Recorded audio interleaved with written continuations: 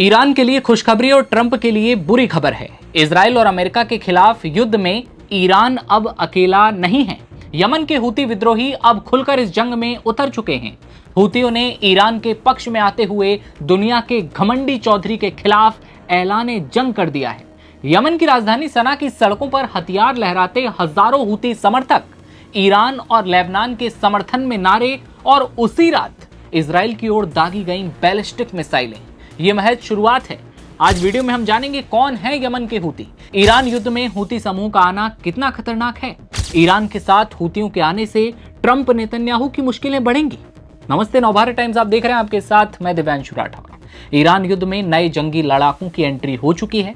ये ईरान के साथ आकर दुश्मन के खिलाफ युद्ध लड़ने की प्लानिंग में, जिसका आगाज हूतियों ने हथियार लहराते हुए सड़कों पर शक्ति प्रदर्शन करके कर दिया है। ये लोग ईरान और लेबनान के समर्थन में नारे लगा रहे हैं। प्रदर्शन वाली रात ही हूती समूह ने दावा किया कि उन्होंने इजराइल के कुछ शहरों में बैलिस्टिक मिसाइलें दाग दी। लेकिन अब समझिए कि हूती कौन है। हूती, जिन्हें अंसार अल्लाह भी कहा जाता है, यमन का एक सशस्त्र और राजनीतिक समूह जो मुख्य रूप से जैदी शिया मुस्लिम समुदाय से जुड़ा है।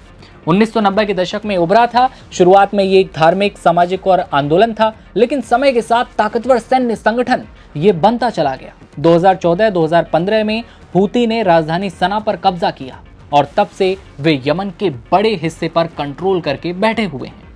माना जाता है कि हूती को ईरान से राजनीतिक, तकनीकी और कुछ हद तक सैन्य समर्थन भी मिलता है, यानी कि हो सकता है कि ईरान का इस पर कंट्रोल हो, लेकिन हूती पूरी तरह से ईरान के कंट्रोल में बिल्कुल नहीं। सवाल यह भी है कि हूती कितने खतरनाक हैं, कैसी मिसाइलें और कैसी युद्ध पद्धति है। मिडिल ईस्ट संकट के बीच हालिया मिसाइल लॉन्च के बाद हूतियों ने साफ चेतावनी दी है कि अगर ईरान के खिलाफ सैन्य कार्रवाई और तेज हुई या लाल सागर का इस्तेमाल ईरान पर हमले के लिए किया गया तो फिर हूती इसमें हस्तक्षेप कर सकते हैं। उनकी ये चेतावनी पूरी दुनिया को ये बताती है कि हूती सिर्फ इजराइल ही नहीं बल्कि पूरे क्षेत्र को प्रभावित करने की क्षमता रखते हैं। उनके पास कई तरह की मिसाइलें बताई जाती हैं, साथ ही क्षेत्रीय युद्ध लड़ने की पद्धति उनकी सबसे बेहतर है। ताकत की बात कर लें, पिछले कुछ सालों में हूतियों ने मिसाइल और ड्रोन तकनीक में बड़ी ताकत दिखाई है। वो पहले भी सऊदी अरब और यूएई के तेल ठिकानों पर बड़े हमले कर चुके हैं। अक्टूबर 2023 जब गाजा युद्ध के बाद हूतियों ने लाल सागर में अंतर्राष्ट्रीय जहाजों को निशाना बनाया और इजराइल की ओर ड्रोन और मिसाइलें दागी। इस बार भी वही किया, इजराइल पर मिसाइलें दाग दी। इसके जवाब में अमेरिका और इजराइल ने हूती ठिकानों पर कई हवाई हमले किए थे। इनकी ताकत से आप ये सोच सकते हैं कि ट्रंप और नेतन्याहू के लिए बहुत ज्यादा तो नहीं, लेकिन बड़ी मुसीबत बनकर खड़े होंगे हूती विद्रोही। अब सवाल ये कि इजराइल अमेरिका की जंग में हूतियों से के कूदने से क्या अब और भड़केगा संघर्ष? ये युद्ध किस दिशा में जाएगा? एक्सपर्ट मानते हैं कि अगर हूती पूरी ताकत से इस जंग में उतरते हैं तो तेल की कीमतें आसमान छू सकती हैं। समुद्री व्यापार प्रभावित होगा तो जायज सी बात है, तेल की कीमतें बढ़ेंगी। वैश्विक बाजारों में भारी अस्थिरता आ सकती है। भारत के लिए भी चिंता की बात है, क्योंकि भारत का बड़ा हिस्सा तेल का इसी क्षेत्र से आता है। और ये बात साफ है कि अगर हूती इस जंग में पूरी तरह कूदे तो मिडिल ईस्ट की लड़ाई सिर्फ क्षेत्रीय नहीं रहेगी, बल्कि इसका असर पूरी दुनिया की अर्थव्यवस्था और राजनीति पर दिखेगा। और अब सवाल ये भी नहीं रहा कि हूती ताकत रखते हैं या नहीं, बल्कि ये सवाल रहा कि अगर वे पूरी तरह जंग के मैदान में उतरे तो जंग की आग कितनी दूर तक फैल जाएगी। कौन कौन से देश हैं जो इस आग में जल के खाक होंगे?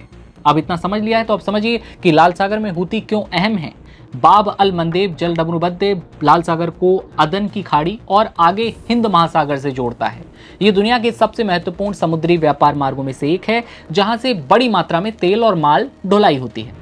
हूती का नियंत्रण यमन के पश्चिमी तट के बड़े हिस्से पर है, जो इस जल डबरूबंद के पास आता है। ऐसे में वे जहाजों पर हमले करके या इस रास्ते को असुरक्षित बनाकर वैश्विक व्यापार को प्रभावित कर सकते हैं। हालांकि पूरी तरह इसे बंद करना आसान नहीं है, क्योंकि यहाँ अंतर्राष्ट्रीय नौसेनाएं, अलग अलग देशों की जो आर्मीज हैं और नौसेनाएं हैं, वो यहाँ मौजूद रहती हैं। लेकिन हूती इतनी ताकत रखते हैं कि इस रास्ते को बाधित कर सकते हैं। तो ये थे यमन के हूती, जो कि अब ईरान के साथ सामने आ चुके हैं। इजराइल पर चेतावनी, धमकियों का दौर फिर शुरू होने को है और मिसाइल हूतियों ने दाग दी है। इस खबर पर आपकी क्या राय है? यमन की हूतियों की ये जानकारी आपको कैसी लगी? कमेंट सेक्शन में बताइए और देखते रहिए आप नवभारत टाइम्स।